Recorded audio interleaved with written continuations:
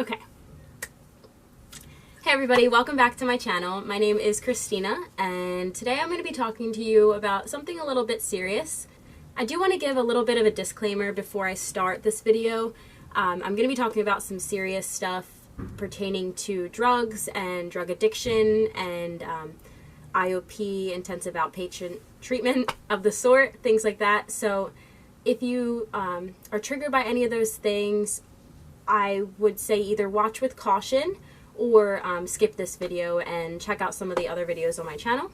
Putting my personal information online is definitely something that I was scary about. It's definitely something I was scared to do at first, but the more I continuously watch other YouTubers and communicate with different people online, I realize how important sharing your story and sharing your experience really is, because if it weren't for those people, I wouldn't know a lot of things about myself personally. And even if somebody isn't necessarily in the same position as you, so for instance, say you're not struggling with the same drug addiction that I am, or you're not struggling with addiction at all, I'm hoping that something I say in this video will resonate with you, and the importance of self-love and self-discipline and all of this sort. So without further ado, let's just jump into it. So today was actually my second meeting at IOP. If you are unaware of what that means, it stands for I can't speak. If you don't know what that means, it stands for intensive outpatient treatment. And it is most often court ordered or ordered through DIFUS or something of the sort. But I'm in it for a different reason. I had an incident, maybe a story time, that led me to being in a hospital for the night. And after talking with them through certain issues that I had, they suggested that I make an appointment at a counseling. They suggested I make an appointment with a counselor. And I've been to a counselor in the past, but, which I'll get into a little later, it was actually for all the wrong reasons. And so I decided that, yeah, let me try to go this time, and let me try to go with, my heart on my sleeve. I didn't want to hold anything back from the counselor. I didn't want to lie. I didn't want to, try to explain to them what I thought was wrong with me. I just wanted to give them as much information and see what they thought. So I did that, and they told me they thought I should go to IOP. When I first heard this, I was devastated. I cried. To hear someone else tell you that, your addiction is worse than it feels like it is to yourself, it's a hard thing to do. And I think it's so hard because it makes you start questioning yourself. You start, if you do struggle with addiction and you haven't reached out to anyone yet, maybe you understand that feeling of, no, I got this, I know when to stop. I only do it for this certain circumstance, or I only do it when I do this, or, all I have to do is do it a little bit longer until I get my stuff in order, and then I'll be able to be done. That was my life. Let me just put it out there. I am addicted to stimulants. I tried my first one when I was probably about 16, 17. I tried Adderall. But my addiction didn't really start until I was out of high school, so like 18, 19 years old. Unfortunately, I lived in an area where Adderall wasn't easy to find, and so the most available to me, the most available stimulant I could find was actually a research chemical. It was called 4FA, if you want to do your own research on it. And by the way, of course, I'm not condoning the use of any of these, but I'm being honest. But yeah, that was basically meth in a capsule. It gave you that same sort of feeling that an Adderall would, but more intense. And I'd say the euphoria on that was closer to like MDMA, Molly of the sort. Adderall doesn't really give me euphoria. It would just give me like self-motivation, sort of like it would make me feel like I needed to get something done, and when I would get the things done, it would feel much better. I'm mainly addicted to Adderall, but if cocaine is available, I have a hard time saying no. as well as, you know, any other upper. So even caffeine I struggle with. You know, I don't do Molly now, but I did have a period in my life where when I first started doing it, I wanted to rave every single weekend because it was the best feeling ever, you know? I felt so happy. And I was never diagnosed with ADHD or anything of the sort. I spent the majority of my teen years convinced that I did have ADHD and that, you know, this Adderall was going to help me. This was good because when I took it, I could focus. I didn't allow my brain to go off on tangents about, you know, what other people thought of me or whether or not it was worth it in the end. I just did things. I stopped it stopped the train of thought in my brain and allowed me to move from one thing to the next without getting caught up in the whys, if that makes any sense. And yeah, so eventually it got to the point where over the last 3 years, I have not gone over a month without taking a stimulant. And that's so weird to think about, in all honesty. At one point, I started to notice, probably when I was about 19 years old, I'm 21 now, that this was becoming something that I didn't have as much control over as I once thought I did.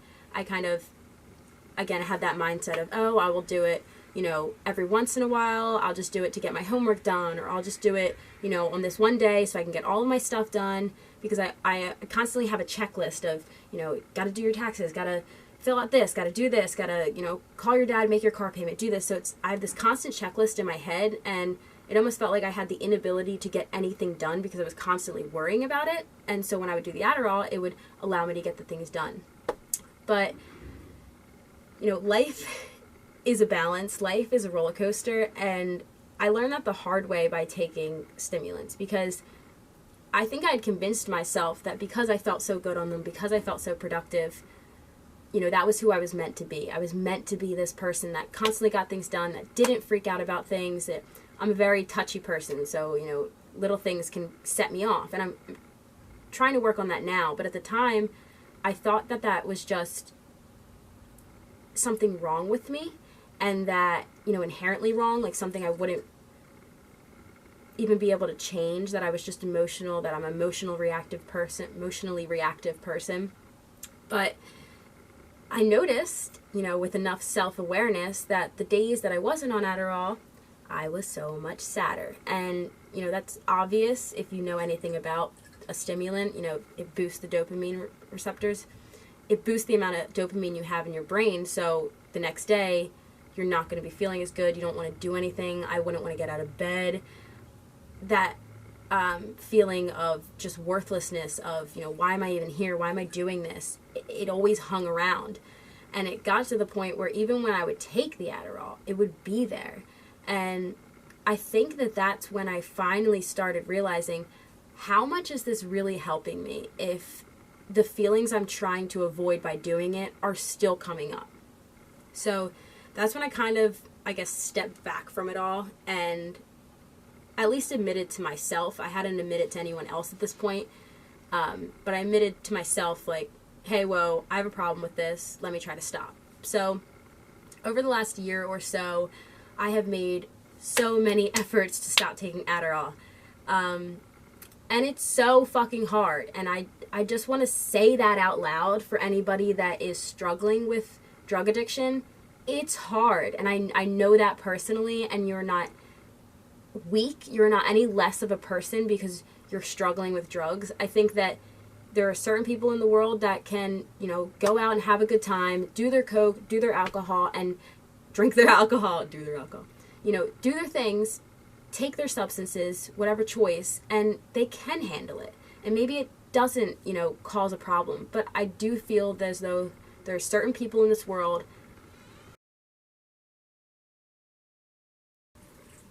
Sorry if the background kind of changed a little bit. My boyfriend just got home, and I, don't like to film while people are around me. Definitely not comfortable with that yet, so he's going to take a shower, and I'm going to finish this video. So I'm not really sure what exactly I was saying in the last frame, but I think I want to end this video by saying I'm still on this journey. I just went to, you know, my second meeting. I am by no means finish this journey. I'm still struggling. I still have impulses. I still think about the person that I am on Adderall and, like her a little bit more than the person I am sober. But one of the things I already learned in drug class is that, you have to think that thought through. So don't just stop at, well, I like myself on Adderall. Think through that. What happens when the Adderall runs off? How do you like yourself after that? How do you like yourself 3 days later when you realize you did something you didn't want to do? Not talking to you.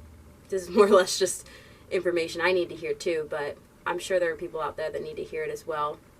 And that's basically why I want to share all this with you, because there are a lot of things that I struggle with that I know watching people on YouTube, like for instance Anna Campbell, Allie Hardesty, even Tana helps me through things in my own psyche, because I get to look at how their perspective looks at it.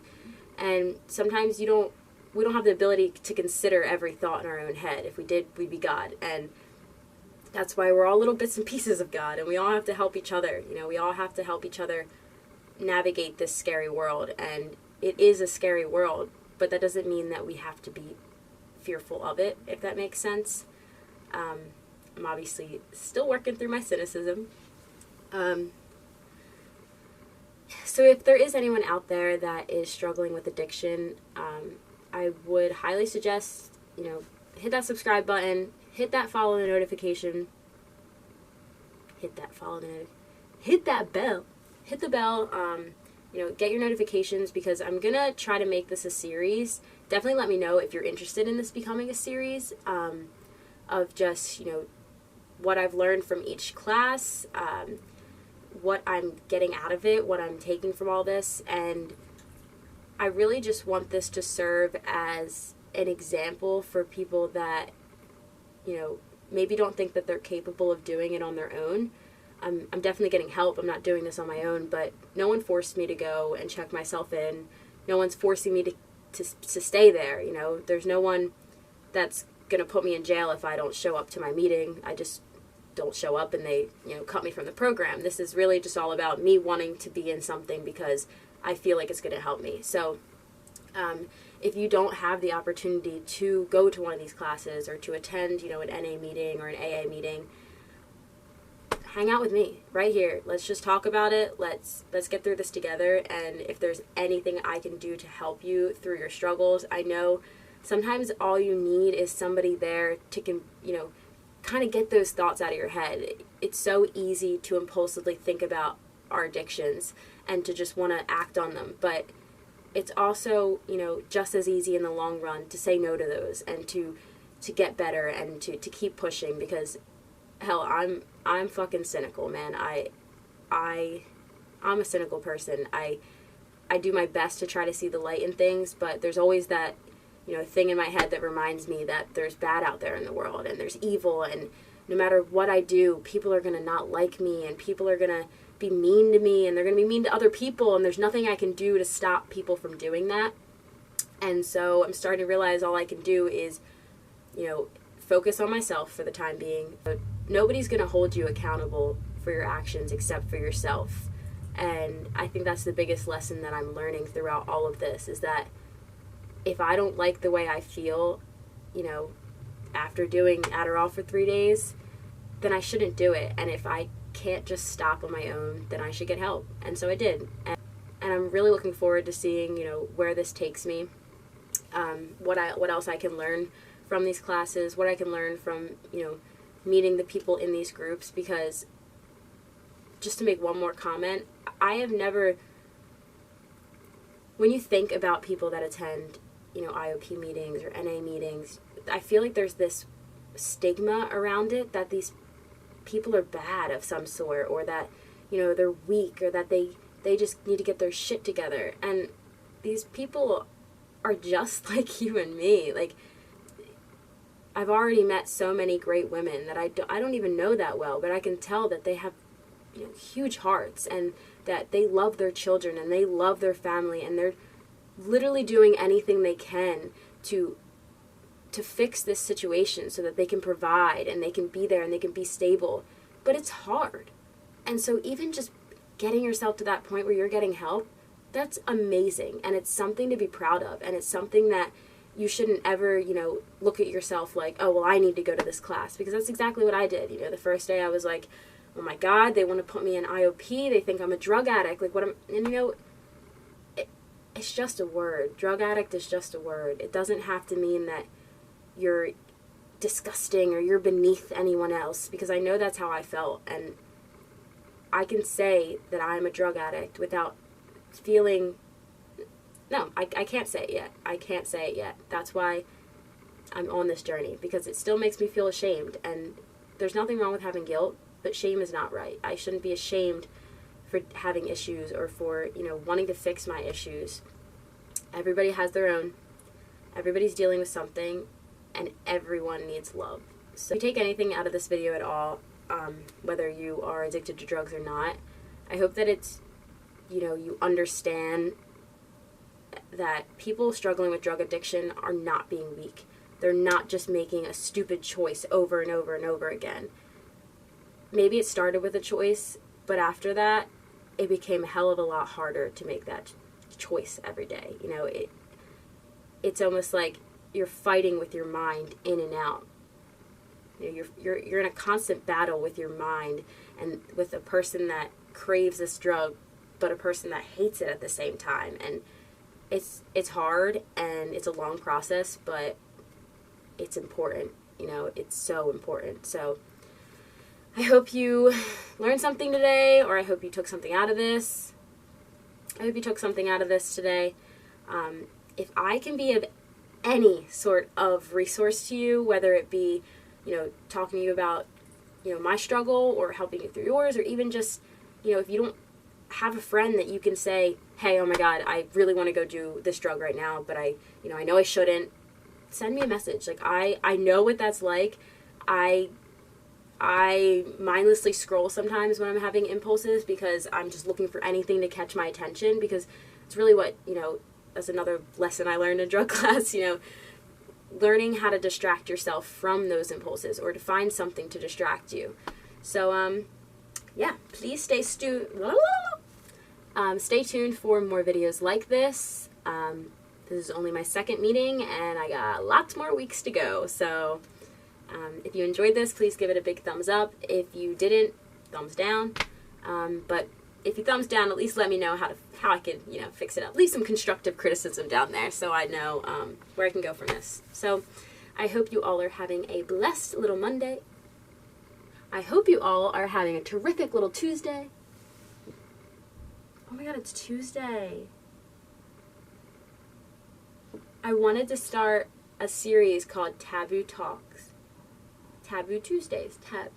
Talking taboo on something like that. If you have an idea for a name, like something like Taboo Talks on Tuesday or something, I think it would be interesting. I love talking about things that people are uncomfortable talking about. So, you know, drug addiction, sex, whatever it be that people are kind of talking about, I would love to talk about it on Tuesdays with you. So if you have any suggestions of like taboo topics that you want to hear me talk about, leave them in the comment section down below, and I hope you all have a great day.